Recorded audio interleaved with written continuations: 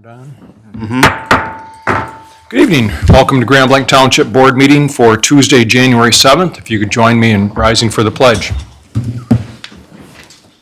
I pledge allegiance to the flag of the United States of America and to the republic for which it stands, one nation, under God, indivisible, with liberty and justice for all.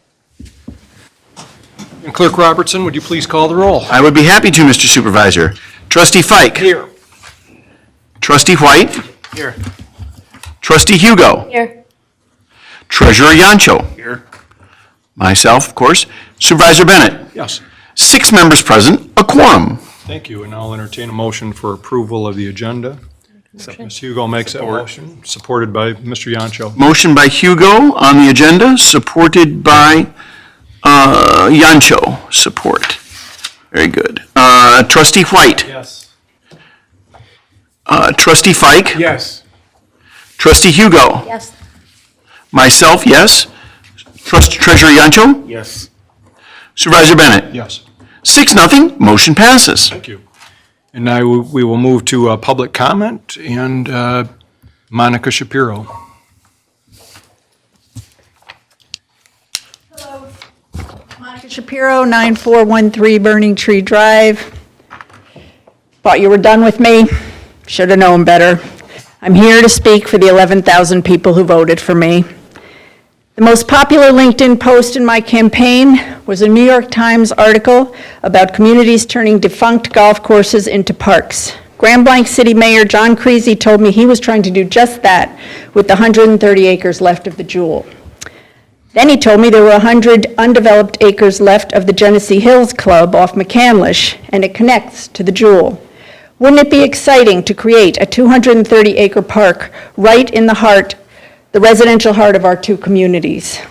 Folks, after 3 failed attempts to find funding, Mayor Creasy went to Lansing and made a successful pitch to the state DNR that resulted in a whopping $1.5 million grant to purchase the Jewel.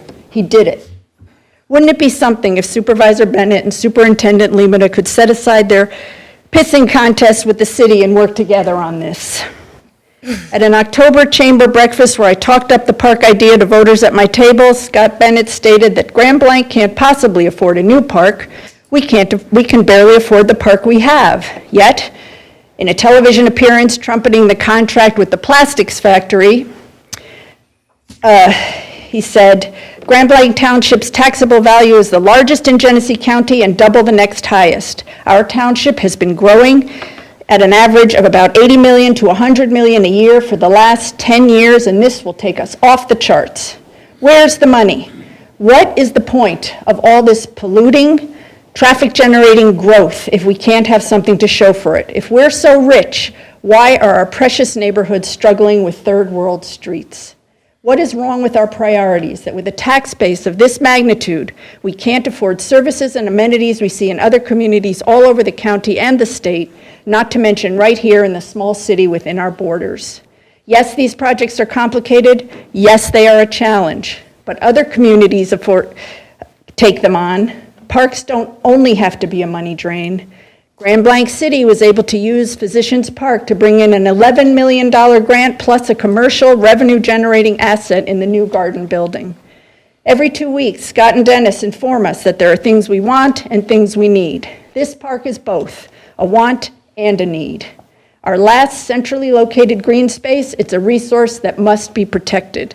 The incalculable benefits in quality of life, sense of community pride, and increased property values can't be overstated. Not to mention a grant-eligible cash cow for both communities. Once that land is lost to housing, it is lost forever. Thank you. Okay. David Lashog.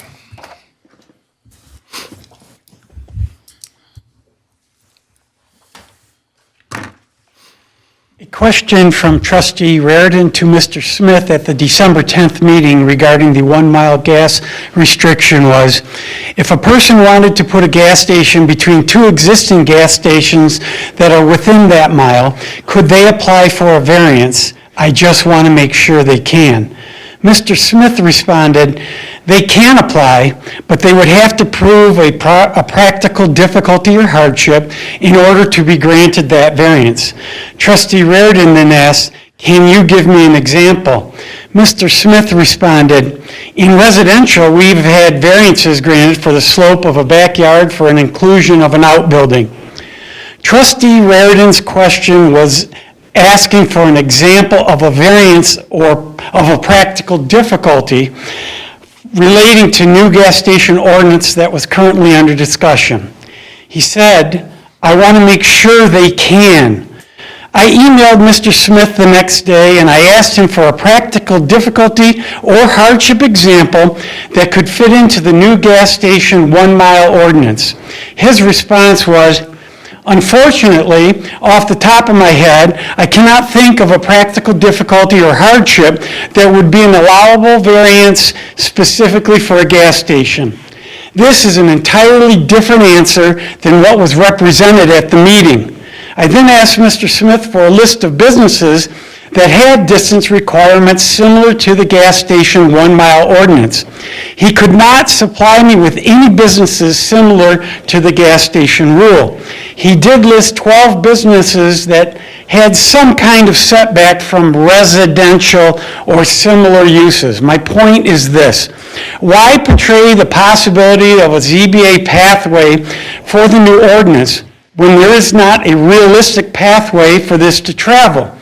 Why represent that a dozen other businesses have similar distance restrictions like the new gas station ones when they do not exist?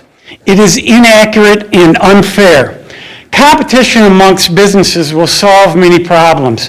Look at Tommy's Car Wash. The 3 closest competitors have upped their game significantly.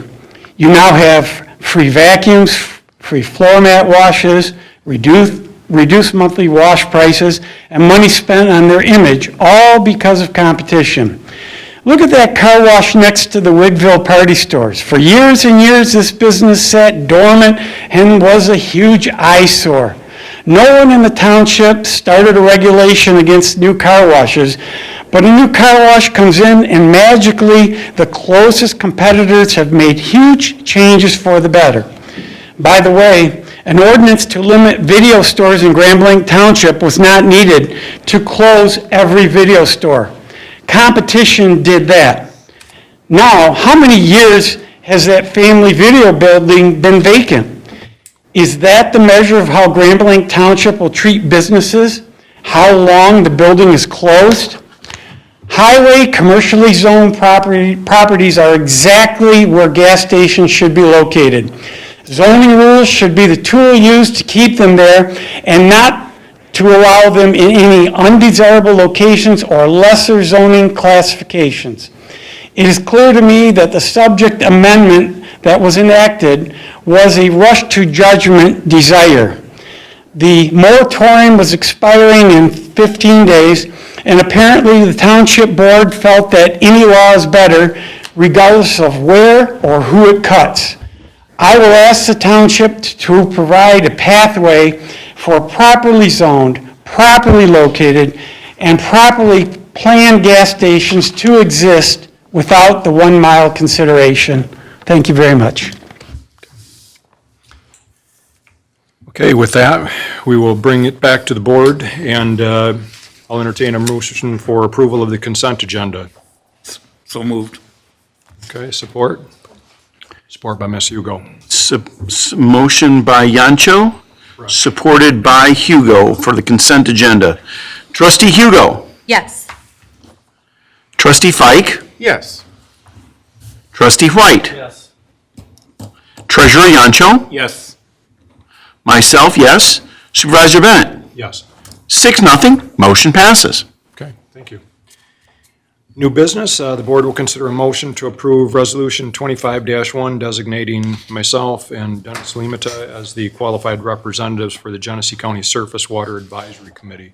This is something that we already participate in. We just have to renew our appointed individuals to this. I'll make a motion to approve. Okay, support by Mr. White. Motion by Fike, supported by White on item 7A, Resolution 25-1. 25-1. Trustee White? Yes. Trustee Fike? Yes. Trustee Hugo? Yes. Myself, yes. Treasurer Yancho? Yes. Supervisor Bennett? Yes. 6-0, motion passes. Thank you.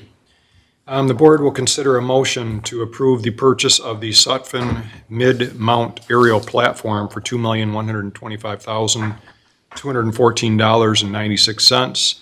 The grant the superintendent the authority, and grant the superintendent the authority to sign all purchase and warranty contracts associated with this acquisition. Mr. Lehman? Mr. Supervisor and Board, this request was actually something we've been discussing for a couple of years. The current aerial apparatus is 24 years old. It's going outside of the recommended NFPA years of service. So Interim Chief Kent Miracle has been working, and as you can imagine, it takes a while to spec out an apparatus of this nature. And we got the one from Sutphen actually quite a while ago, but we had to continue to work hard to find some competing bids so that we could show the board that we had done our due diligence. And the Sutphen is the vehicle that's spec'd out the closest to what the fire department desires. I'll let Interim Chief Miracle talk to you about the process, because he's been the one who's worked on it to get the other bids available, and then he put the recommendation together. But there is a reason that it's before you tonight. The 2025 price increases are about to go through, and if the board was comfortable moving forward. We also, I can talk after about financing. We do offer various financing options, but we have been putting aside money in our capital reserve account, knowing that we needed to make this purchase. And really, it could have been done a couple of years ago. We've been looking at grant funds. We've looked at a lot of ways to fund it. But at this point, if we don't move, it's going to cost us a little bit more in the future. And the age of our current apparatus, we're going to have to put money into it as well. With that, Kent? Yeah, 'cause, just following up with, like following NFPA compliances also for the safety and all the new features that are on this truck compared to the 24-year-old truck.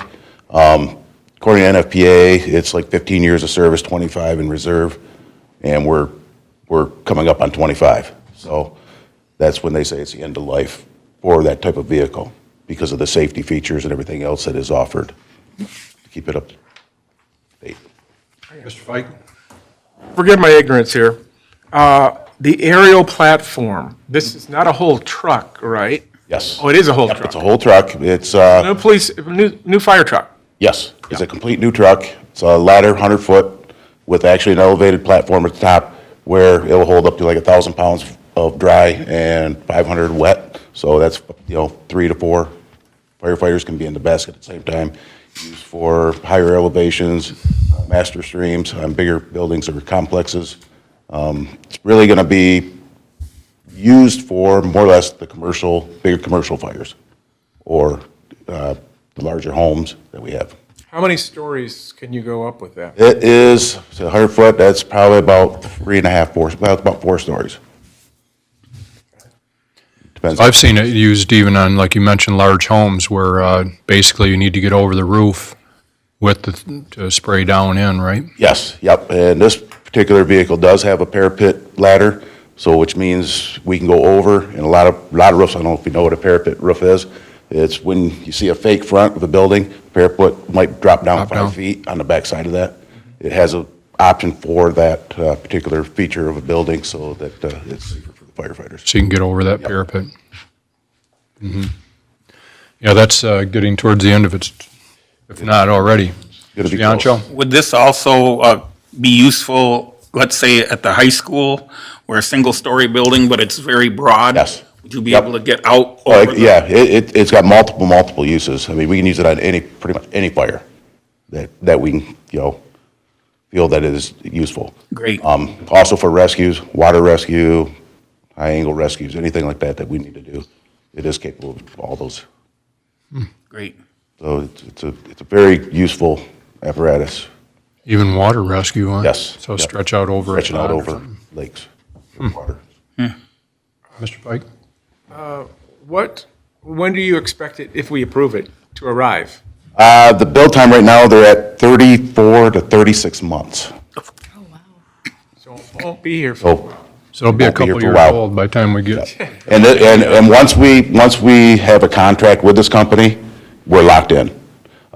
Looking at other options that we had with some of the other vendors, you're not locked into the price. So with the market going up and down, you'll owe that extra money if depends on what the market does.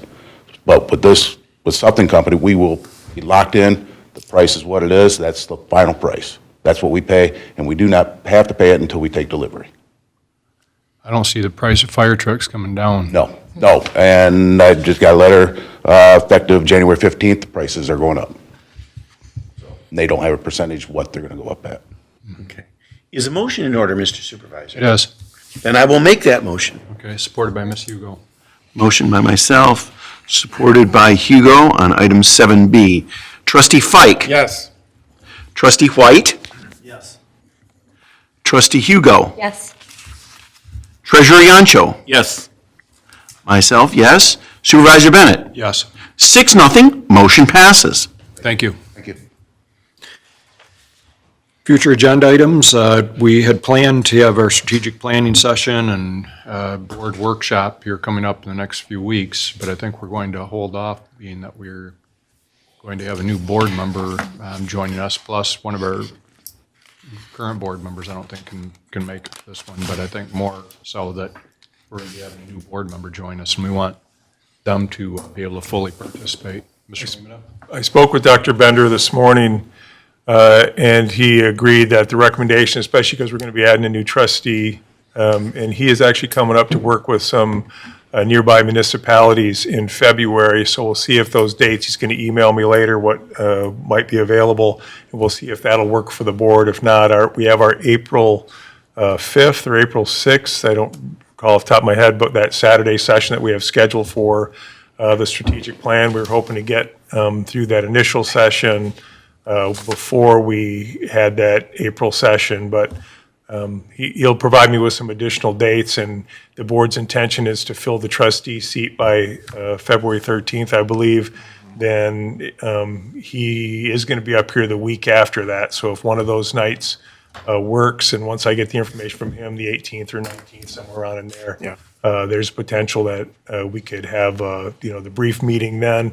We were scheduled for next Tuesday night, I think it was, but I did tell him to go ahead and cancel that. He's going to be here working with our DPS team that day, so it was kind of convenient, but he is going to be working, I believe, right in Genesee County area, in February, so that could work just as well for us. Very good. Okay, strategic planning session, we covered that. Board reports, we'll talk a little bit about the open position and our process here in just a minute. Ms. Hugo, anything? Our next meeting is Thursday, this Okay. Thursday. Mr. Yancho, anything? We've, are in the process of collecting property taxes. The staff is doing real well. No problems there. Very good. Clerk Robertson? All's quiet in the clerk's office. Everything's Okay. running smoothly. Mr. White? We're good. Mr. White?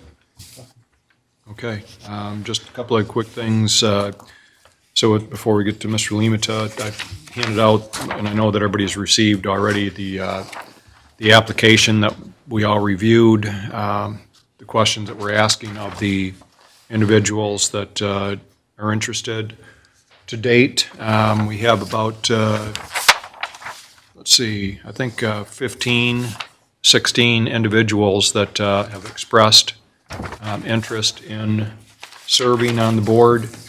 We'll see, we may have a couple that have decided that they want to withdraw their names, but we'll wait to hear. But we have sent out the application to all of them and asked them to get them in as soon as possible. In terms of deadlines, I think my preference would be to keep it open right up until we need to pick somebody, and, unless so we could end up in the first few weeks here having somebody that really comes through as a shining light. We have to appoint them, as Mr. Lehman has said, by February 13th. So if you know of anybody that is interested that hasn't indicated so, have them look at the form that we have on our website. It's also on our social media. The link is on our Township Facebook page for completing the interest form. What I'd like to do is I think we had sent this out through our attorney, that after we get these applications back, the full application, not just the one that has the name and address and are you interested, but the one that asks much more detailed questions. What I'd like to do is have everybody, maybe before the next board meeting, force rank them. So basically, you're going to number them 1 through 5 in terms of what your top picks are of the individuals that have responded with their application completed. So rank them 1 through 5, send those to me, and what we'll do is we'll take, whether you want to take the top 3 or the top 5, and interview them here at the board with the cameras rolling. We can do that, and then, take our time deciding, but at least interview. I don't know that we want to interview all 15 or 20. We'll see how many people fill out the application. I doubt that many will, but if they do, then the ranking might help. Any thoughts or concerns with regard to that? The individuals that have put their names in so far, let's see here. Paul Bolt. Whoops. Tracy Carlton, Kevin Cronin, John Graver, Kevin Harms, James Hoover II, Jet Kilmer, Mike Nadeo, Les Sheldon, Anupa Shantram, Samantha Siebert, Lisa Stebbins, Mark Steffens, Nancy Stilson, Dana Voss. So, but I'm aware of several that have indicated they will be sending theirs in as well. So,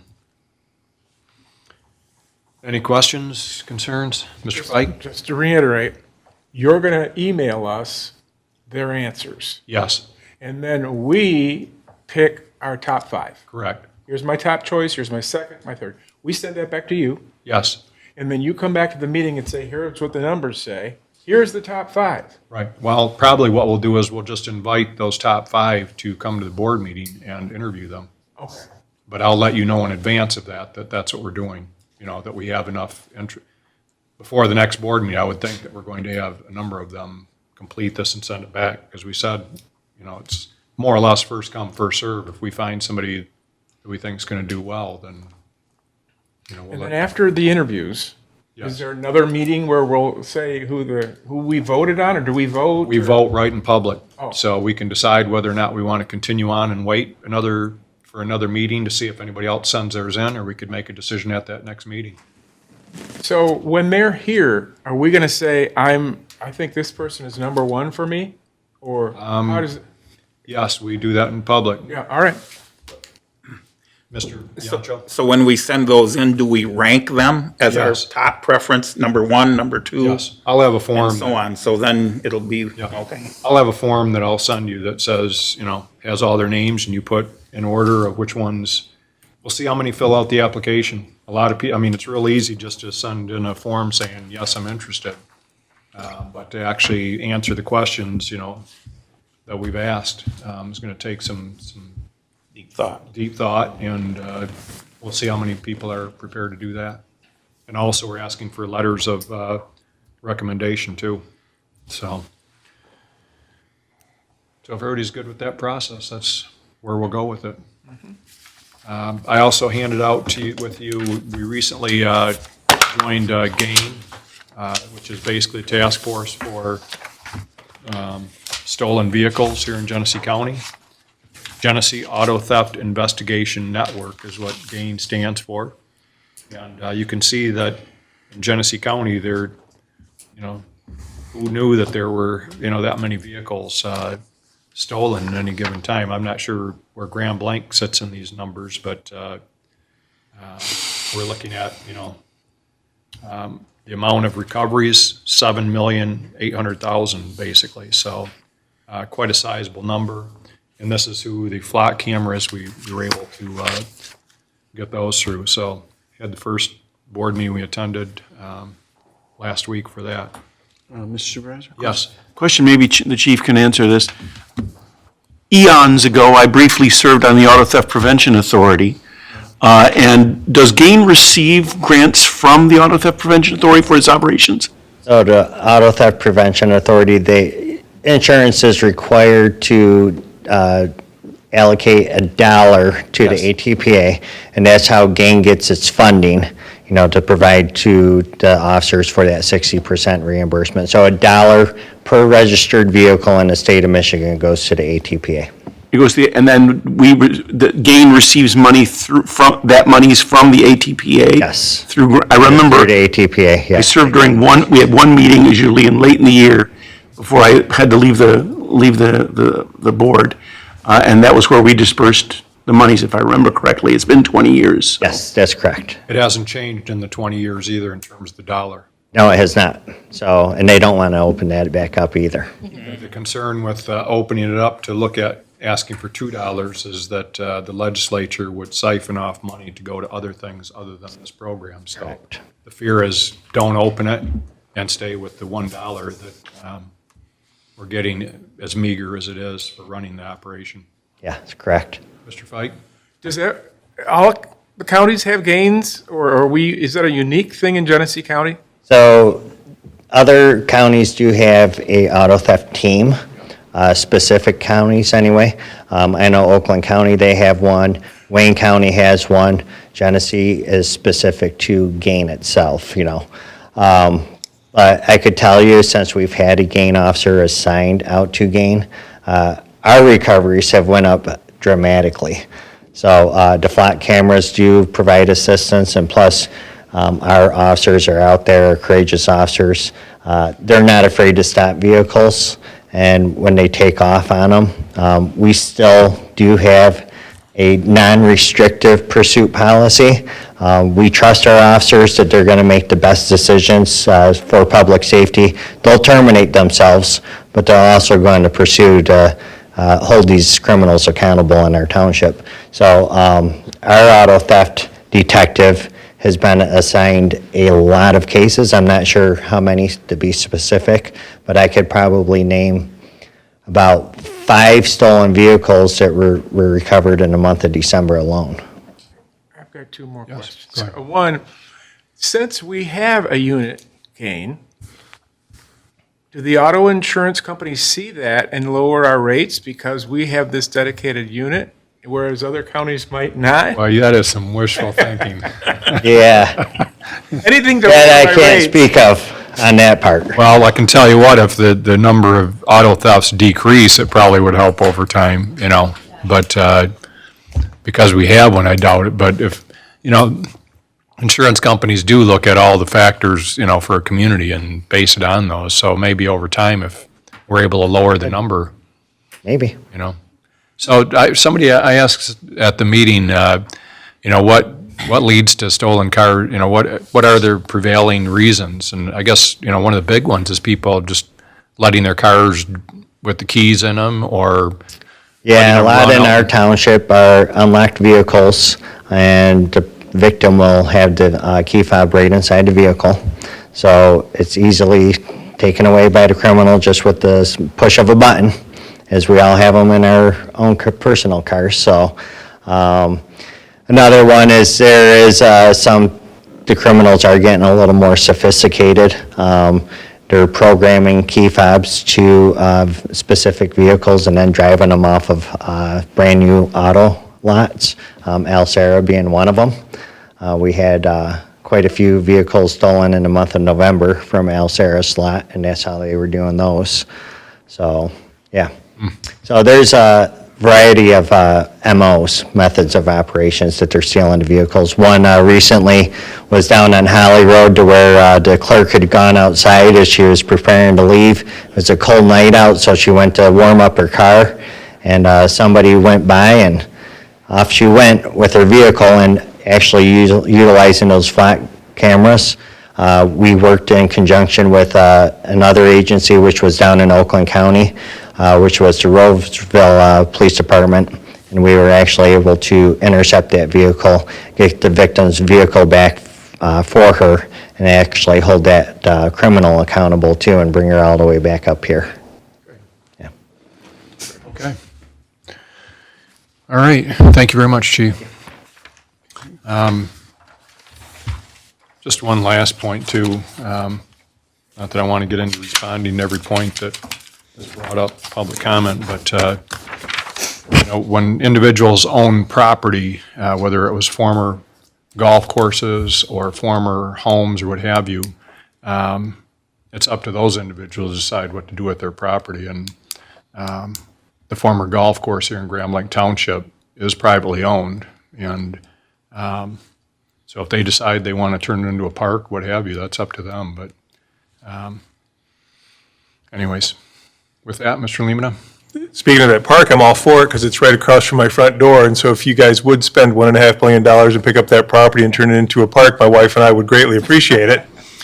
I want to leave it how it is. Just $1.5 million, that's all? $1.5 million. They bought it for $840,000 about 2 or 3 years ago, and they have it listed at $1.5 million, primarily because we don't have the sewer capacity to put the housing project in there right now. That may change with the advent of Grizzly Creek Interceptor project, but they talked about putting septics in and bigger country estates. But again, I would love to have a 100-acre park right across from my front porch. I just don't know that I would be able, as your budget manager, to make that recommendation.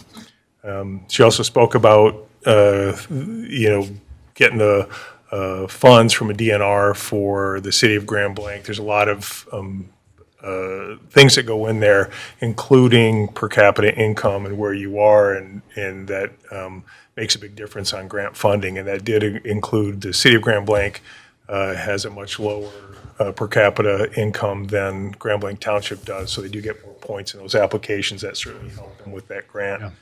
We think that's fantastic, but don't forget, we're going to be hearing the next little bit about our millage is expiring for our Parks and Recreation now, and you guys are going to have to make a decision on when that's going to be going on out to the voters on a ballot.